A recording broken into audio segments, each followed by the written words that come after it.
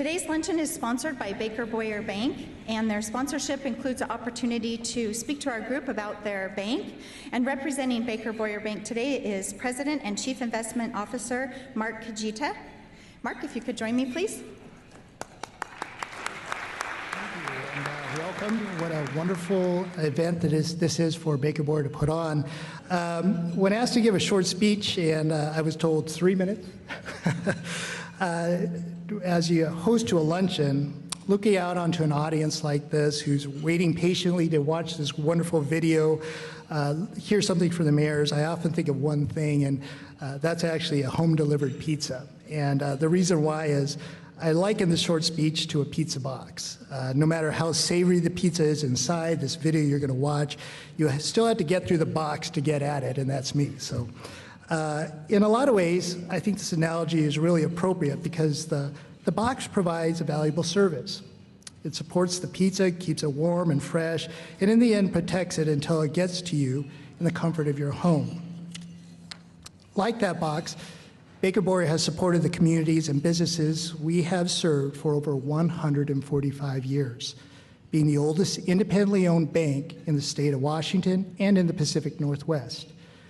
We serve by supporting the growth of businesses to become healthy participants in the future of their communities.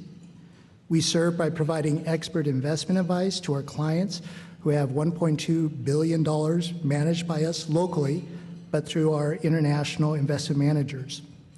We serve by providing you national and international economic analysis that will affect your business's future and how we can help you chart a way through that new future.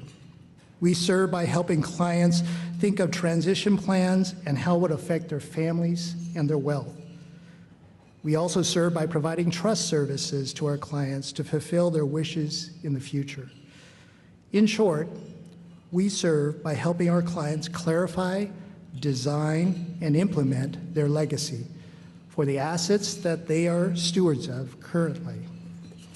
Now, you may ask yourself, how can we serve in this way? How can Baker Boyer Bank, that is in Yakima, Walla Walla, and Tri-Cities, do this?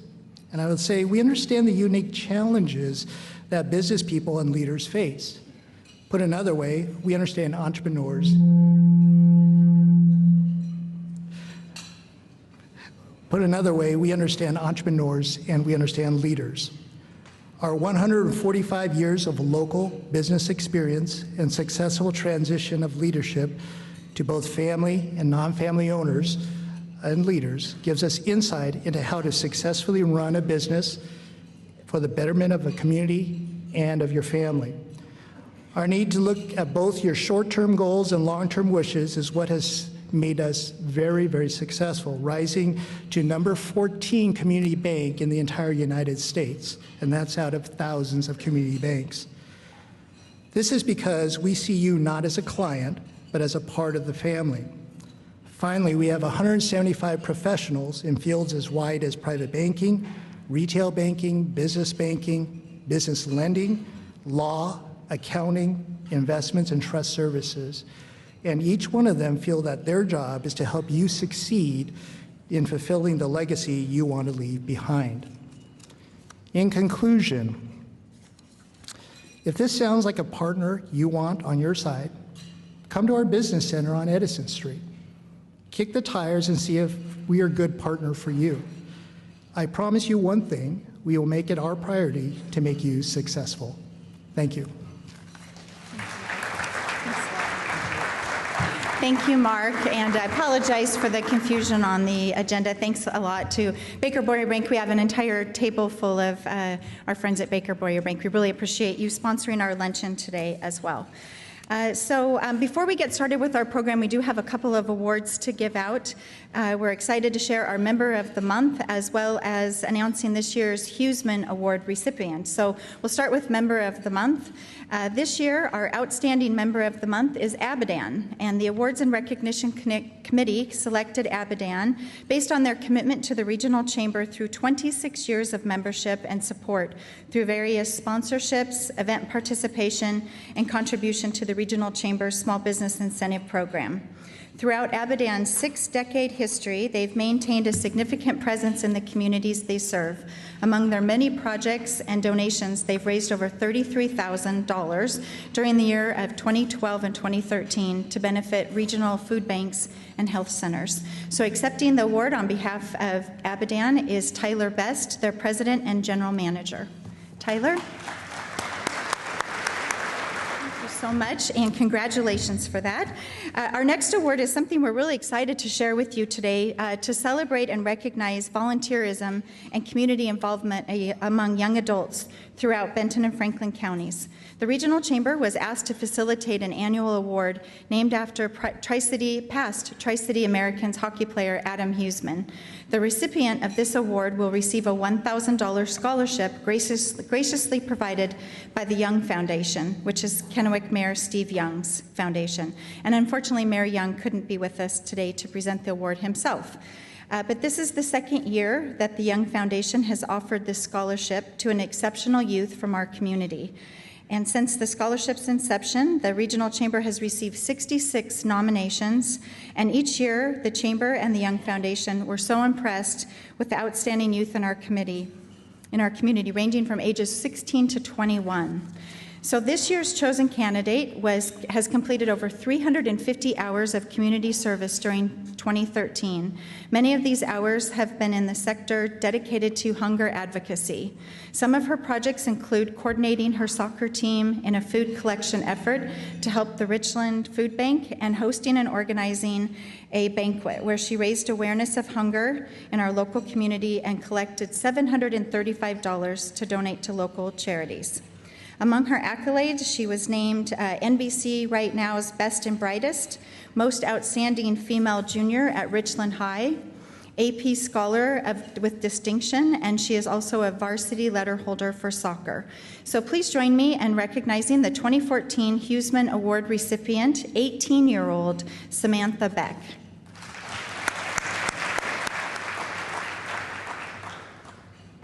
Wow, 18 years old, and she already does all that. I can imagine. You'll have my job one of these days. I'm going to turn the program over to our board chair, Renee Vasquez, but before I do so, I want to direct your attention over to the far corner. Do you see that bright yellow car? Well, that was our 2013 Cool Desert Nights Best in Show winner. It's a 55 Chevy, and it's owned by a local man named David Oldham. And I just want to remind you all that Cool Desert Nights is 22 days. I'm looking at the Richland table. 22 days from today, we will be kicking off our annual Cool Desert Nights. So it's summer at the Chamber, and we're really looking forward to that. So please join us for some of those festivities. So I'll turn it over to Renee. Thanks, Lori. There you go. Thank you. Thank you, Lori. Well, good afternoon, everyone. It's good to see everyone here at this beautiful luncheon that we do once a month. You got to love this time of year because you really feel the energy of our region. You know, things are greening up. You see boats out on the water. You can smell barbecues going, and people are drinking the local wines and local beer and beverages of our choice. A lot of great time to spend with our family and friends and business friends in this great community that we live in. You know, before I go on, I'd like to just recognize that we lost a really special person today. Maya Angelou passed away today, and I just wanted to share 3 of her quotes. She has many, but just wanted to share 3 of them. One was, when you know better, you do better. I love that one. Another one is, I've learned that people will forget what you said. People will forget what you did, but people will never forget how you made them feel. I think that's a really great quote. I mean, many of you have great relationships and probably hang on to them because of how those people make you feel. The last one is one of my favorite. Life is not measured by the number of breaths we take, but by the moments that take our breath away. So just wanted to make sure I recognized Maya Angelou and just give you a few of her favorite quotes. And at this time, I'd like to move on and introduce our Chamber Membership Marketing Director, Elizabeth Holt, to present membership plaques to our new members. Elizabeth?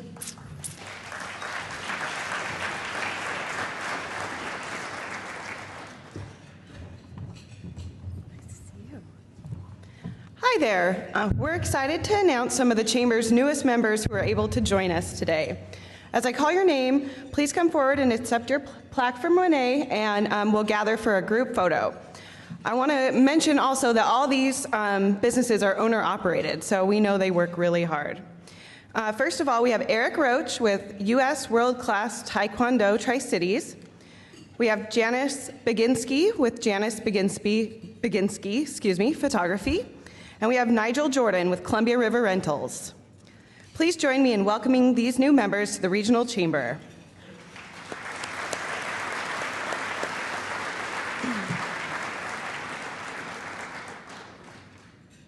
We're really excited to have these new members involved, and we also want to thank all of our long-standing Chamber members. The members I'll mention below have been members for over 20 years.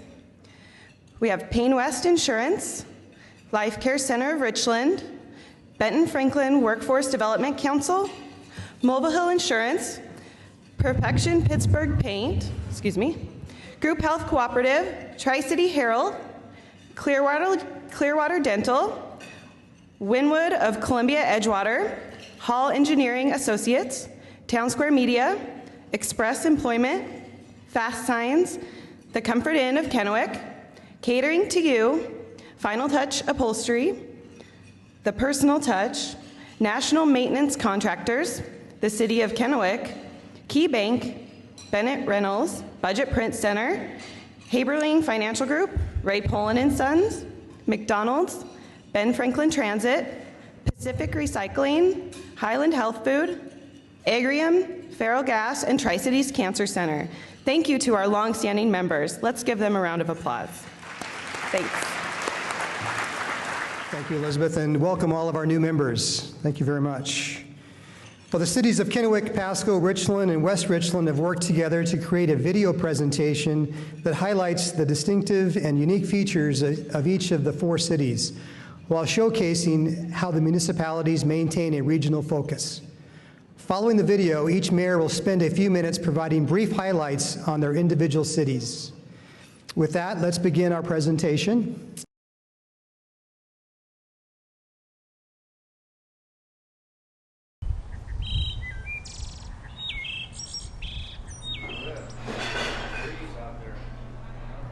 Should we go ahead and order? Nah, Steve is always late. You know how he likes to make his grand entrance. How come you're wearing a tie today? Steve asked me to class it up today. Well, you should have got it straight. It's on crooked. Oh. Yeah, trying to be a good steward of citizens' money. Anybody want to split a salad with me? Which one are you thinking of? How about the Caesar? Sounds good. 3 forks? Yeah, that's a good steward. Sorry for running late, gentlemen. Mayor Young called me at the very last minute and asked me to fill in for him today. He said something about having to get a pedicure at the last minute before his plane leaves at 3 o'clock, something like that. I've seen him in Birkenstocks. He really needs help with those little piggies. You know, John Fox warned me about Steve, but I didn't think he'd skip out on the check till after the meal. Don't worry about it. I stopped by Steve's desk and picked up his credit card. He felt so bad about not being able to make lunch today, he said to go ahead and order anything we want. Anything? Those were his exact words. Okay, gentlemen, this is the day we've been waiting for. On the count of 3. 1, 2, 3. All right! Yeah! Woo! All right. Congratulations. Good job. Good job. Congratulations, Mr. Mayor. So how would you like to pay for this? This one's on Mayor Young. He did say anything. So, Nardo, where do you want that bridge? I want you to put it right there. Line up both ends with existing streets. Okay. We're finally going to get her. Way to go.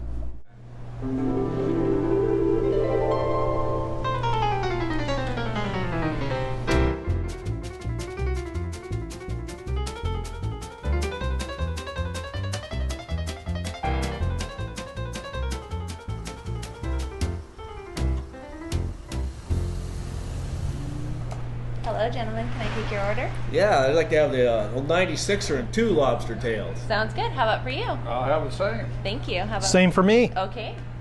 Yes, and I'll take an extra one to go. Okay. Yeah. Full-sided Sounds beef. good. We're golden. Yes.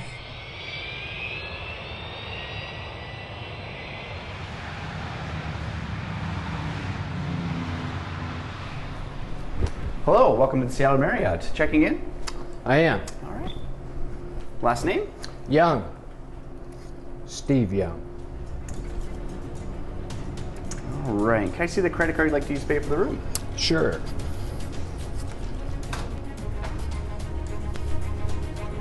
Oh, crap.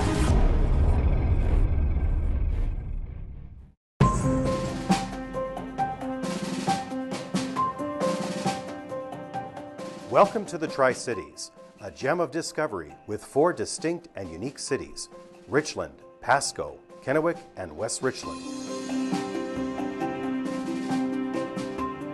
Boasting a diverse landscape of agriculture, technology, manufacturing, distinctive beauty, and recreational amenities. Independent communities, yet all sharing a common thread as one of the fastest growing and most economically sound regions in Washington State. But this distinction does not come without collaboration, and Tri-Cities community leaders acknowledge that together we can do great things.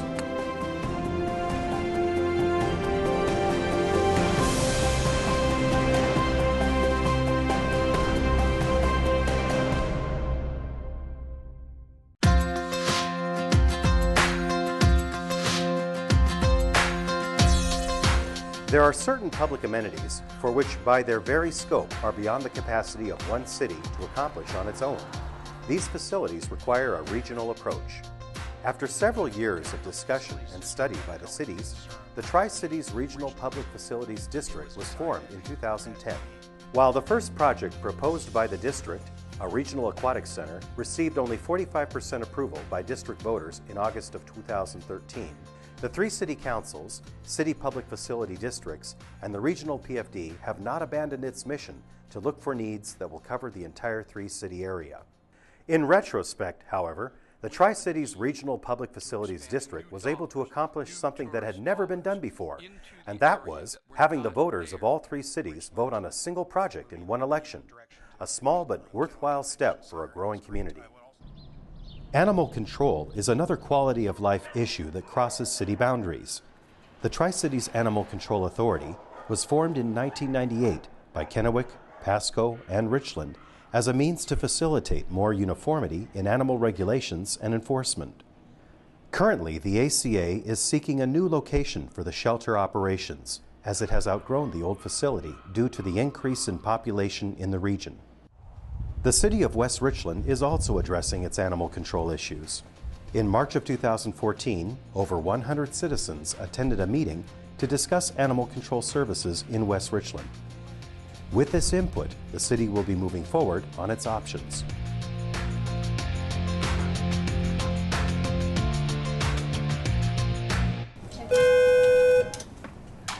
911 was emergency. Benton and Franklin counties are uniquely positioned to take advantage of the regionalization of several functions of public safety. One such function is 911 dispatch services. Currently, both Franklin and Benton counties have their own 911 centers.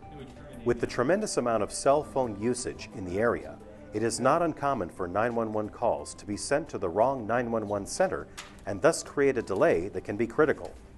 Consolidation of the 911 call center would ensure that all 911 calls would go to a single location and then be dispatched to the correct jurisdiction. Currently, there are 2 different radio systems being used for law enforcement.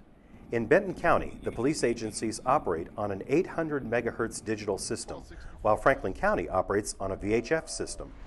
The 2 systems are not compatible and create dangerous communication problems when law enforcement are trying to work together. A single consolidated system would provide the opportunity for all law enforcement agencies to communicate on the same radio platform, thus improving officers' safety. In November of 2011, Franklin County voters approved a 0.3% sales tax for criminal justice purposes. This fall, Benton County will bring to voters a similar sales tax request for criminal justice purposes. In Franklin County, the funding has been used to renovate and expand its existing jail. The City of Pasco funding was earmarked for 3 primary areas, which includes the establishment of a street crimes unit to focus on gang-related crime, the construction of a new municipal court facility, and the city plans to construct a new police facility to house the police department. Crime knows no boundaries, and if Benton County voters approve this ballot measure, the dollars will be used to improve public safety, including specific funding for the cities of Kennewick, Richland, West Richland, and Prosser. Improved public safety in these areas also benefits our surrounding communities.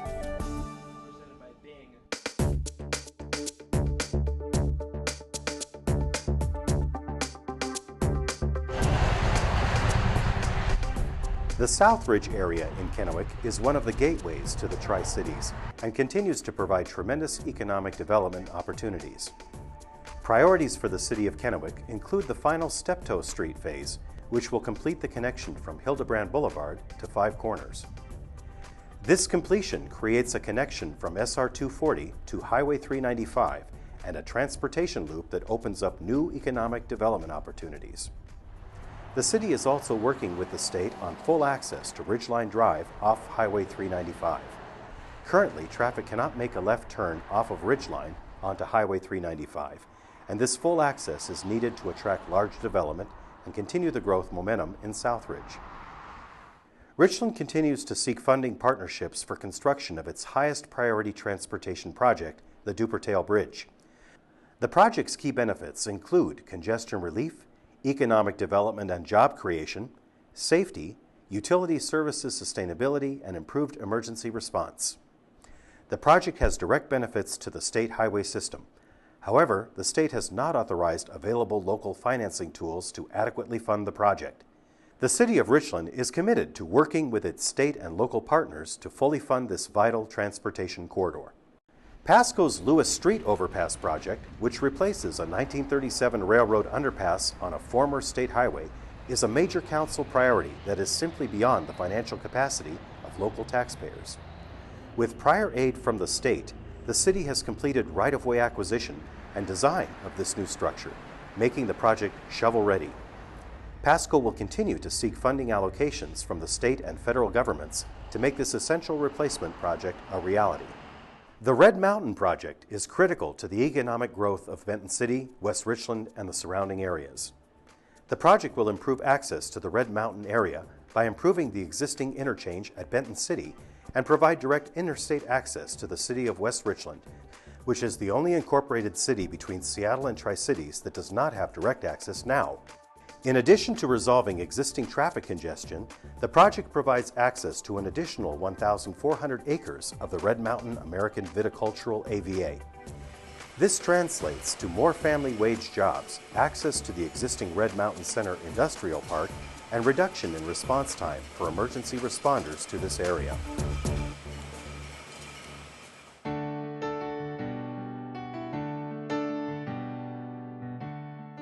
When the cities work together as one voice, state and federal legislators tend to pay more attention.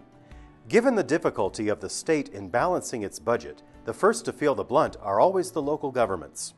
That is why all the cities are strongly lobbying to preserve state shared revenues.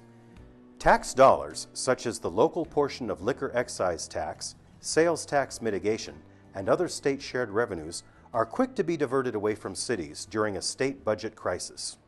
Marijuana regulations are another issue that all cities agree needs to be rectified and soon. The cities support measures designed to reconcile the legal and regulatory differences between medical marijuana, which is largely unregulated, and the highly regulated recreation use, which was approved by voter initiative. The conflict between federal and state law also needs to be addressed by Congress, despite assurances from the U.S. Department of Justice. The cities also seek a commitment from the legislature to ensure that appropriate state resources, including revenue sharing of state excise tax, are provided to adequately address the impacts the cities will encounter when enforcing marijuana laws. Transparency and accountability in government is important. However, all too often the right to obtain public records is abused and extraordinary public costs are absorbed by the cities.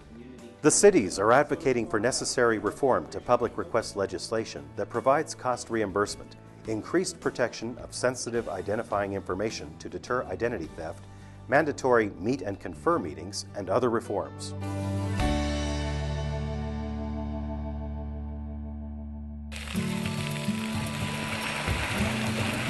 While each city is unique, and time and again citizens have expressed that they want to keep it that way, They've also expressed that they want their municipalities to combine resources when it is prudent to do so.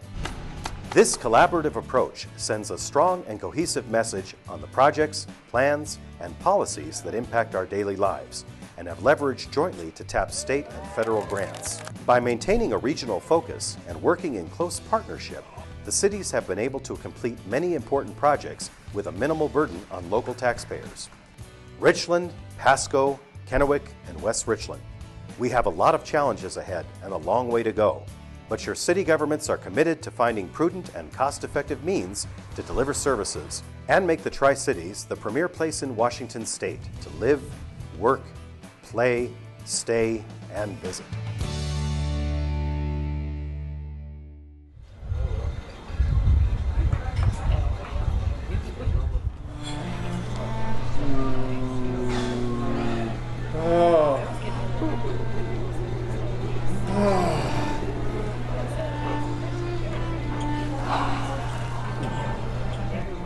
I wonder how Steve's doing.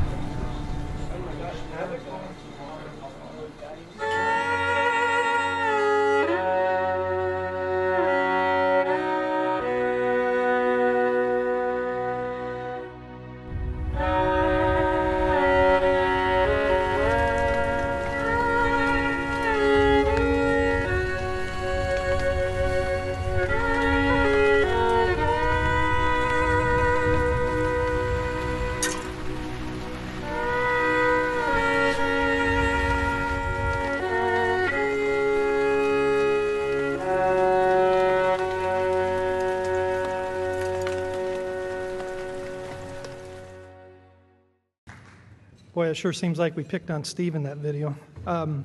Just so everybody knows, when we were filming that video, I tried to say nice things about our mayor, but these three gentlemen down here weren't having any of it and insisted on piling it on Mayor Young. But on a serious note, before I begin, I'd like to say that Mayor Young has done an outstanding job for the city of Kennewick in the 4 years that he's been mayor, and that he has led us through some challenging times, and I have a lot of respect for him. But with Mayor Young not being here today, I would like to promise one thing that you will not see.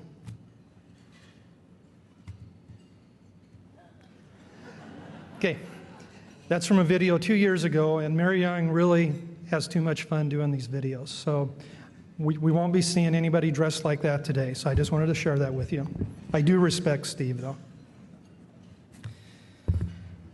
What we have been able to accomplish in Kennewick is the result of preparation, and the steps we're taking today will pave the way for success tomorrow. It's a privilege to serve a community with our city council, our city manager, and staff to implement a vision for our continued success through planning, creative solutions, and maximizing partnerships. Not only has the feedback from our community been positive, but many throughout the state are taking notice and even visiting Kennewick to check out the reasons for our success.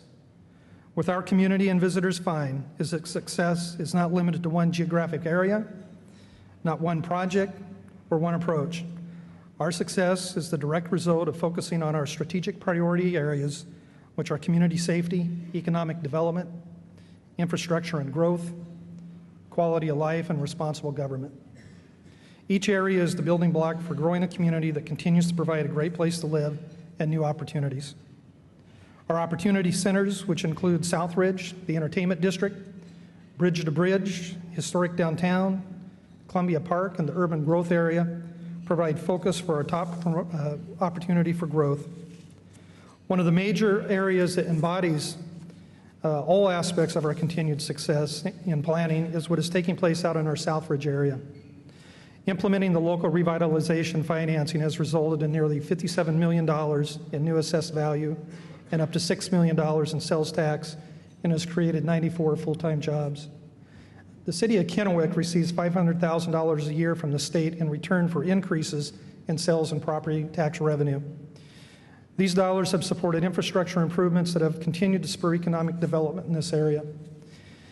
Some of the areas, some of the highlights in this area are the 20-acre Trios Health Medical Campus consisting of 164,000 square foot 7-story medical office building, and a state-of-the-art beautiful medical facility, which the ribbon cutting was actually going to be taking place this Friday evening. Other areas in the South Ridge that are important are the new housing developments, our South Ridge Sports and Events Complex, the Giza Carousel Dreams, the Farmers Market, and the 9/11 Memorial. South Ridge is a gateway not only to Kennewick, but to our entire Tri-Cities community. As seen in the video, another top priority of Kennewick includes the final Steptoe Street phase, which will complete the connection from Hildebrand to Five Corners. This completion creates a connection from State Road 240 to Highway 395 and a transportation loop that opens up new economic development opportunities. The city is also working with the state on full access to Ridgeline off of Highway 395. We continue to consider a master planning effort for the entertainment district that includes the expansion of the convention center, improvements to the Toyota Center, and other facilities that will support this area and continue to enhance the variety of entertainment options that will attract new visitors. A new convention hotel, the Spring Hill Suites by Marriott, is currently under construction with scheduled opening in December, and many of you have seen that right outside the area here. We're really excited about that. The city will be constructing a new roundabout not too far from here at Grand Ridge Boulevard and Young Street. This roundabout will include an art piece that will reflect the theme entertainment and the performing arts. Our Arts Commission reviewed the concepts with local businesses, and the response has been very positive to having such a dynamic art piece to greet our visitors in this area. We are also ready to assist the Port of Kennewick in their future development plans for Vista Airport area and capitalize on the unique opportunity to have this type of commercial land available right in the heart of our community. The Port of Kennewick and the city have been working together to master plan the waterfront area between the Cable Bridge and Clover Island Drive to accommodate boutique wineries, restaurants, retail, public spaces, and waterfront trails. There is a shared vision for a mixed-use waterfront destination that is the result of working with stakeholders that includes community leaders, business owners, and citizens. This past October, the City Council and Port Commissioners signed a historic interlocal agreement to further solidify our partnership for the development of this area. The City of Kennewick is committed to work, the areas that the City of Kennewick is committed to work on are extending the nature trail around Duffy's Pond, public parking, streetscape improvements on Columbia Drive, and a winery effluent pretreatment solution. The goal is to have the first building for a boutique winery ready for next year's crush. The city is also currently working on a bridge-to-bridge zoning to ensure development fits the riverfront development vision that has been promised and our stakeholders expect. One of the many partnerships in building and developing our community includes the historic Downtown Kennewick Partnership. Recent efforts included a new central business district and new zoning to accommodate the unique character of our historic downtown. The city also receives a credit through the state's Main Street Tax Credit Program to support partnership efforts. As one of our community centers, we continue to look for ways to create a vibrant and sustainable downtown that will open up connectivity between the bridge-to-bridge and downtown areas to complement one another. Columbia Park is a treasure that is enjoyed by our entire region. The Veterans Memorial, Playground of Dreams, and other numerous events attract countless visitors of all ages throughout the year. The city has taken the first steps with the Army Corps of Engineers to transfer ownership of a portion of Columbia Park to the city. This would provide greater flexibility to the city for expanded events and commercial opportunities to support ongoing maintenance and capital improvements in the park. A top priority of Council and our citizens is economic development and family wage employment opportunities. Access to industrial land has a positive regional impact as we diversify our local economy, create new jobs, and lessen our dependence on the Hanford worksite. The city started a process back in late 2010 to get legislation in place to apply for an expansion of our urban growth area south of I-82 for future industrial development. This process was heavily supported by our state legislators and county commissioners, and Benton County recently approved the UGA expansion request. Currently, the city has minimal land available suitable for industrial growth and zoning due to a variety of factors that include slope constraints, small parcels, incompatibility with surrounding land use, and lack of access to regional transportation system. This UGA expansion not only provides for available land for industrial development, but is of prime interest to developers based on the location and highway transportation access. The City of Kennewick is committed to moving forward as this is the right thing to do for our community. Our Southridge area continues to grow at a fast pace with both commercial and residential development. Development of our industrial land south of I-82 is a prime opportunity to appropriately transition and manage this type of development and delivery of services. The state has already allocated $1 million for a road for access to the UGA area, and the city has already budgeted for sewer and water extensions across I-82. I sincerely appreciate the opportunity here today and provide a glimpse of all that is happening in the city of Kennewick. While our success does come with challenges, I am very confident about our future. The confidence is shared by my fellow council members, and our confidence comes from the recognition that progress is built upon the success of our partnerships and are the reason we have been successful in every facet of the city. Partnerships with local businesses, our residents, and other organizations who share a common vision will continue to move Kennewick forward. This is a tribute to each and every one of you in this room today, and thank you again for the opportunity to let me speak about Kennewick. Thank you. One of the things I wanted to open up with was there's a theme that has been going through my mind. This is about the 10th or the 11th time I've been to the State of the Cities, not only the past few as mayor. But when I was invited about 10 years ago, Pasco wasn't a participant. I think this turnout is testimony that the default thing to do is to think regionally. And I thank the Tri-City Chamber and everybody in this room for helping move the ball down the field to thinking about the Tri-Cities as a regional metropolitan destination. And I want to thank you all for that. Thank you.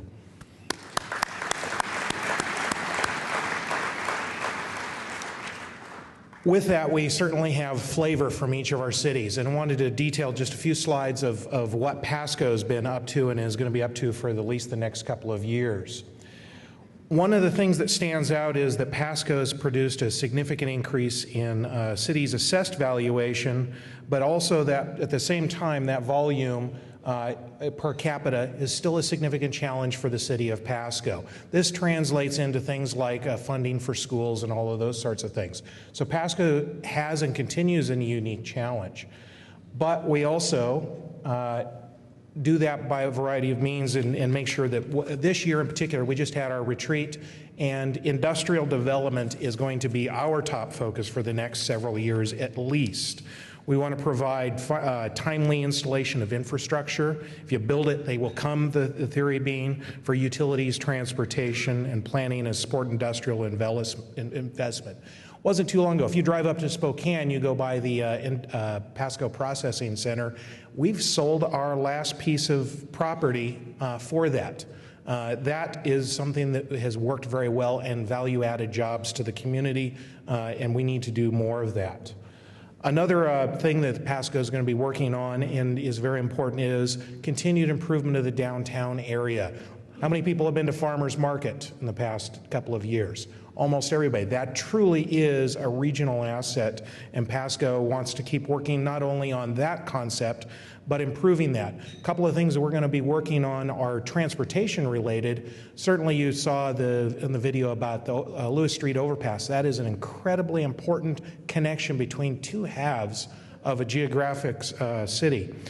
We also have done that working on that through the DPDA formation and staffing. We have a formal structure in the downtown area to also maybe help with doing one-way couplets and improving transportation in the downtown area.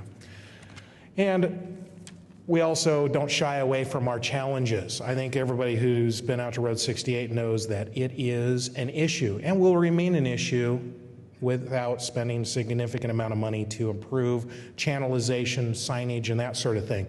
Just last night at council meeting, though, formally on our list of things to do, and we've got some Washington State Department of Transportation buy-in, are two off-ramps onto the freeway from Road 68, as well as two that go onto Road 68. So we want to get them in off the freeway to buy things in that area and then get them off so they can go down the road to Richland and buy something in Richland next. I think that you're also going to be seeing improved linkages between the Road 68 corridor, also with the Department of Natural Resources selling off some land in that area and filling in. Another thing that we talked about last night, and I'm very excited, not only because it's something that we've needed for quite a long time. We're going to be building a new police facility following, I think, what Richland and Kennewick have done, a separate structure in our campus area of Pasco.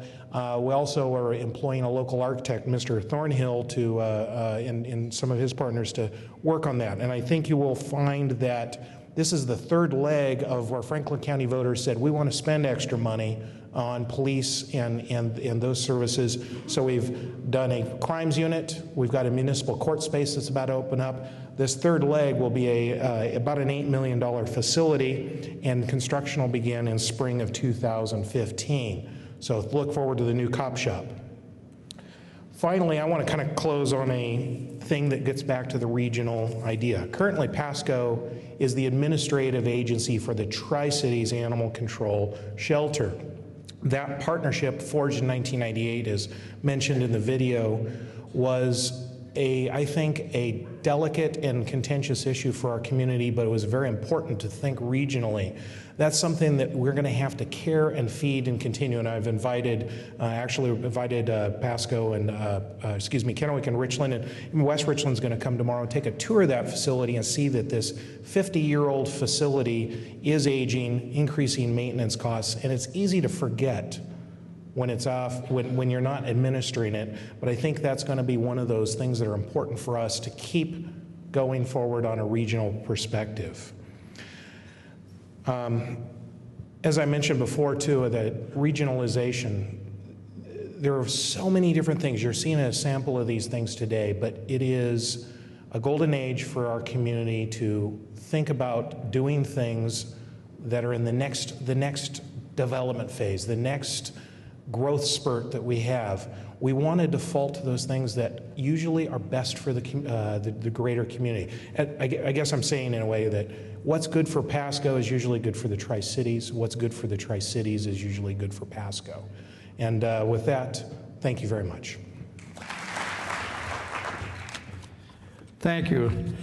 Thank you for allowing me the opportunity to come and speak to you about Richland and the projects we're working on.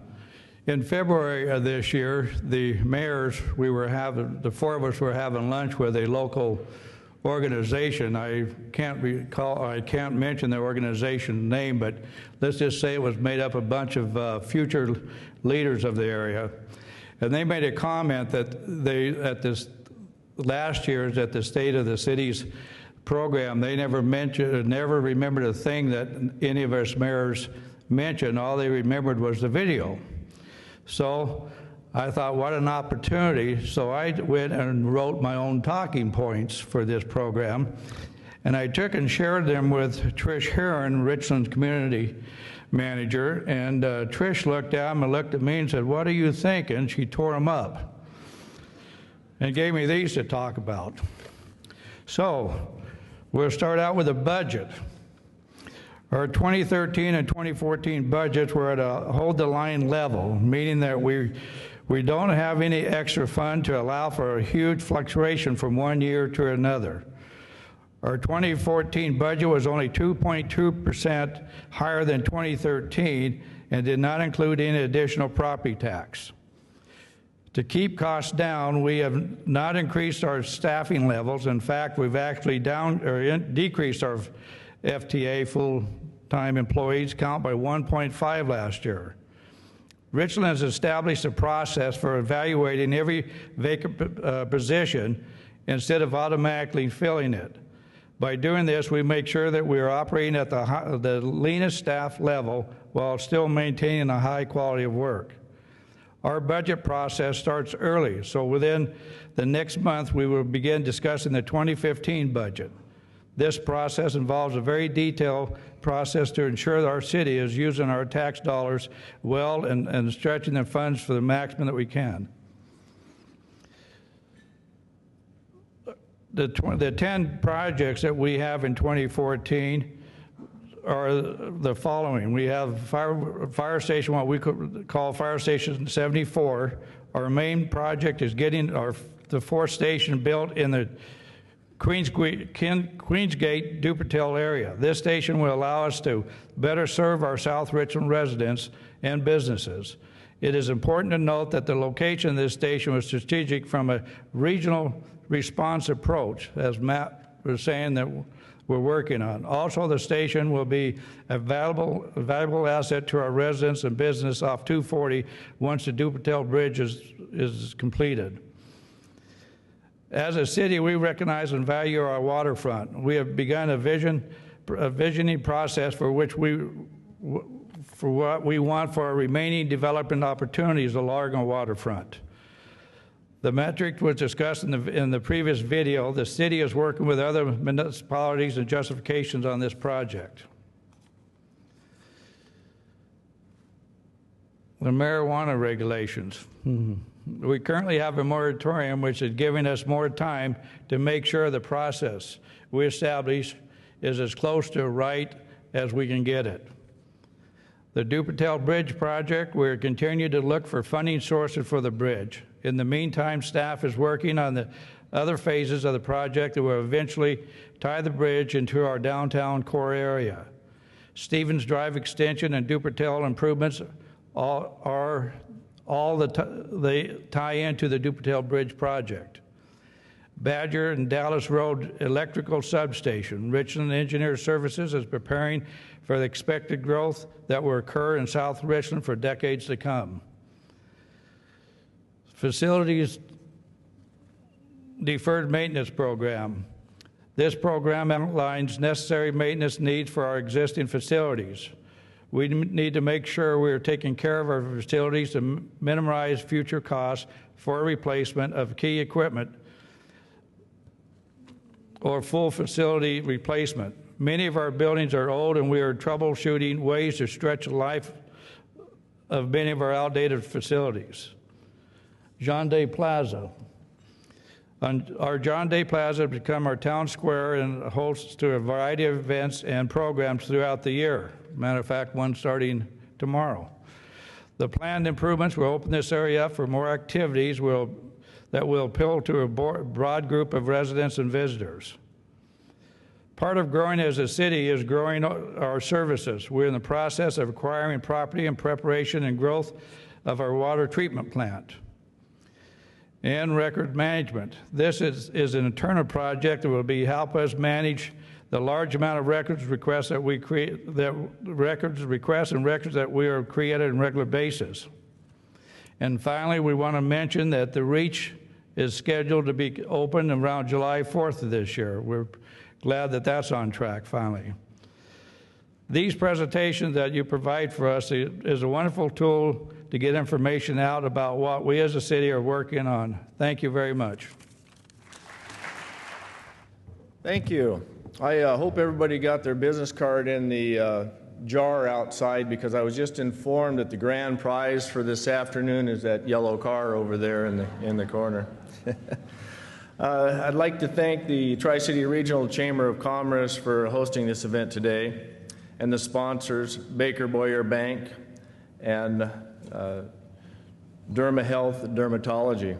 I would also like to thank the Richland staff, Mike Charbonneau and Trish Heron, for their support in today's presentation. Thank you very much. I appreciate that.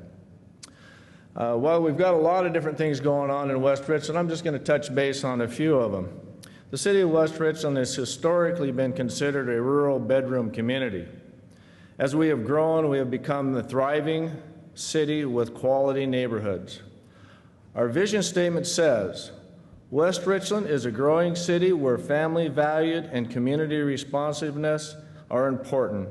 The city should grow in a balanced way to produce a safe, inviting community with good residential and recreational alternatives and a healthy economic base. West Richland was named the 6th safest city in the state. Say that fast. We are proud to be recognized by SafeWise and also the real estate blog Mertivo. It's M-O-V-O-T-O, so I'll let you guys figure it out from there. We're also proud of ourselves for involving citizens through outreach efforts and including city surveys and town hall meetings. The city has experienced rapid population growth. When I brought my family to West Richland 21 years ago, the population was around 4,000. Today, we have nearly 14,000 residents. As we experience population increases, we must be certain we grow in a responsible way. The city will satisfy the GMA by providing many different housing options while looking forward to an economic development opportunities. Prior to the sweeping of the state's Public Works Trust Fund, the city was able to secure funding for a state-of-the-art wine effluent facility. The facility is currently in design and plans to be up and running for the 2015 crush. The facility will also complement wine industry of the Red Mountain AVA. It will provide new opportunities for wine production in the city of West Richland. With the foundation already in the ground, we look forward to the completion of SSC North America World Headquarters, home of the fastest production automobile. Working together with many efforts to enhance the Van Giesen corridor, I have designated a vacant lot behind City Hall to be developed into a community garden. This project will involve volunteers from many organizations working together with the full first planting season planned for 2015. While West Richland and other cities in the region have struggled to address animal control, we have embraced our community through town hall meetings and other outreach efforts to come up with a solution to our needs. On a final note, work continues on the Yakima River Gateway. We have been moving from concept to completion on this very important project, with my staff working on permitting and design in 2014. When I was elected to City Council in 2010, one of the projects the council began was working on the enhancement of the Yakima River Gateway. With the efforts of the previous administration, as well as my own, we will see this complete in my tenure. While we focus on the future through the visions of our City Council, it would not be possible without the talent and commitment from the staff at the City of West Richland. From the temporary summer help to our senior staff and their managers. At this time, I would like to ask my council and my staff to please rise, if you would, stand, and be recognized for your commitment to the City of West Richland. I thank you.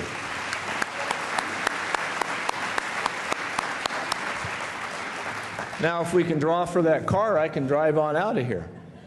Thank you very much, folks.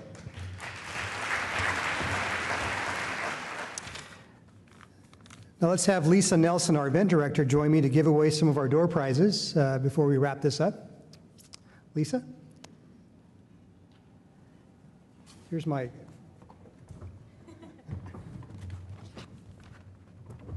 Thank you, Renee. And as much as we'd love to give away this beautiful car, I'm not so sure the car owner would be happy about that. But we have 6 other wonderful door prizes here, starting with a red blend bottle from Hedges Family Estate. It's going to Claire Morar from American Red Cross.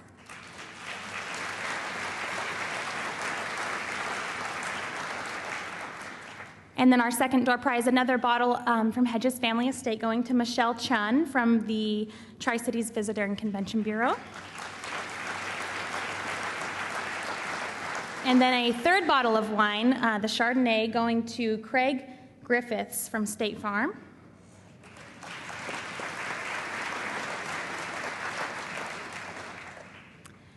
Next, we have a beautiful bouquet donated from Just Roses. That's going to Keith Geisler from Pacific Northwest National Lab.